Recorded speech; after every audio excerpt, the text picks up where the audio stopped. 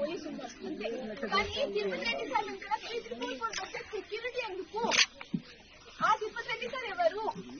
ఆ సార్ వెనకాల ఎందుకు సెక్యూరిటీ కలాలో? ఇంత కష్టపడుతున్నాం, మాకు ఇన్ని రోజుల నుంచి ఎవ్వరు ఇన్ని రోజుల నుంచి మాట్లాడతాను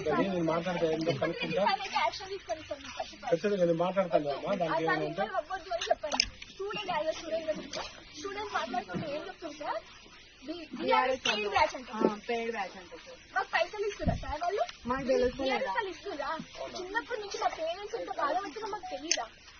తెలుసు కదా సార్. అలా మాట్లాడితే పెయిడ్ బ్యాచ్ మేము తిరుపతి రెడ్డి సార్ అయితే యాక్షన్ తీసుకుంటాం. సరే అమ్మా, నేను మాట్లాడతాను. ముందైతే మీకు భయం వదిలేసి మీ ఊళ్ళో మీకు పని చేసుకుని మీకు యథావిధిగా నడిగి ఆపిస్తాను అమ్మా. నేను ఆఫీస్ చేస్తాను. వద్దు, అవసరం లేదు.